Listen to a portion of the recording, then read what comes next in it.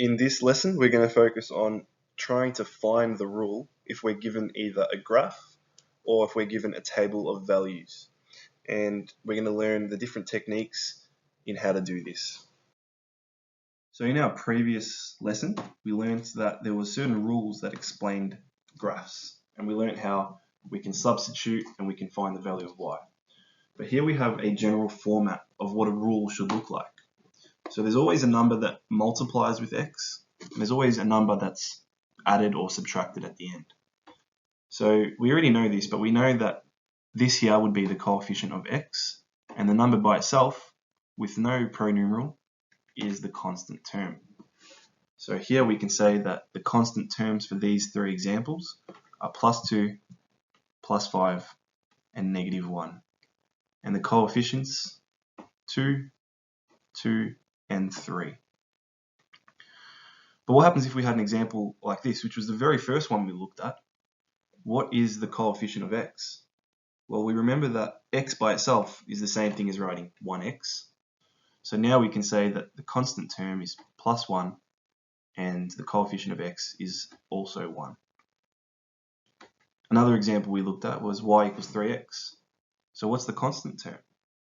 Because there's no number there by itself, there's just a number multiplied with x. So pretty much what we're doing here is we're just adding 0. And our coefficient is 3. So what does the coefficient mean and what does the constant term mean? Why does it matter to us? Let's look at this rule here, 2x plus 2. Y equals 2x plus 2. The coefficient, which is the number in front of the x, tells us that as x increases by 1, y increases by 2. So let's look at a table of values here. As x increases by 1, y increases by 2. That's because our coefficient of x is 2.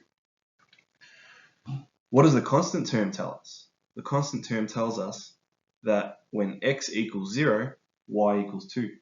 And you can see that right there in your table. So let's take this table and let's look at this graphically. Let's graph it first, okay, with our coordinate points. And we know that the coefficient of x tells us that when x goes up by 1, the y value goes up by 2. When x goes up by 1, the y value goes up by 2. And that's exactly what this coefficient of x is trying to tell us, that for every increase in 1 across the x-axis, the y value goes up by 2. So every increase in 1,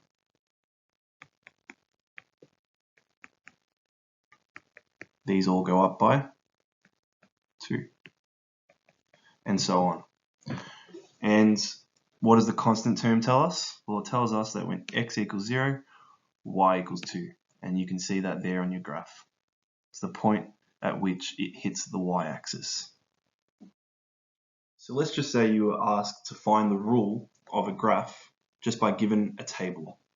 So you've been given a completed table, and you can quite clearly see here that the x values are going up by 1. So now you just need to figure out, what are the y values going up by? Or are they going up or are they going down? So here it's going up by 4, by 4, and by 4.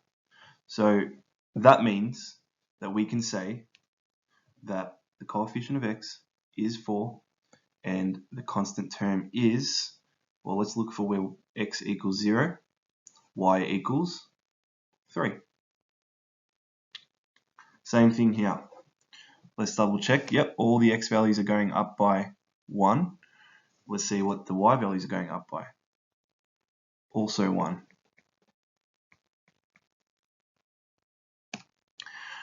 And here you can say that the coefficient of x is 1 and the constant term, well, here's where x equals 0, this is y, so +5. It's really important that when you do this, let's just say that they're not all plussing 4, they're not all plussing 1. If there's no real pattern, then you can't really create a rule.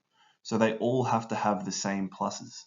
Okay, they all have to have +1s on the top and on the bottom they all have to be the same. So these here need to all be plus 4, and these here need to all be plus 1, or whatever it is. So let's do another example. And the way we would start is by looking at on top, it's all going up by 1. Then on the bottom, is there some sort of pattern? Well, yes, there is. It's going down by 2, going down by 2, and going down by 2. So I can definitely write here that my coefficient is negative 2 times x. But I can't find my constant term, okay, because I can't see where x equals 0. So you have two options here, and you can see at the top right hand corner of your screen, this is option 1. Option 1 is to pretty much make it yourself. And that's by extending this table here, adding another one, adding another one, until you find your 0. And of course, here you can say, well, I'm going to minus another 2, and I'm going to minus another 2, and that's how I get my value. So when x equals 0, y also equals 0. So that means I can put in that as my constant term, which should give me y equals negative 2x. Well, I'm not going to write plus 0, so I'm just going to leave it as negative 2x. So this is our second option, and of course you can pick whichever one you think is easier, but some might prefer this and some might prefer the other.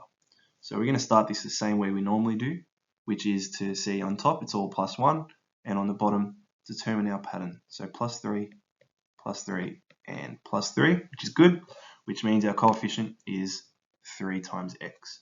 But what is our constant? We don't know what x equals 0, so we're not going to extend the table. What we're going to do is we're going to substitute any random point. So I'm going to point to this one here. This is one of the points that we know. When x equals 2 and y equals 4, into what we already have. Okay, so when y equals 4 and x equals 2, we have 4 equals 3 times 2 plus something. Okay, so that means we have 4 equals 6 plus something. Well, we know to make this true that we need to take away 2 from 6 to get us 4. Okay, that number in the blank box should be negative 2. And that's why we take this negative 2 and that becomes our constant term. So altogether we have 3x take away 2. Now for most people this is probably trickier, but it might be handy to know this when you're only given x values starting from 100, and it might take you a very, very, very long time to make the table to find that 0.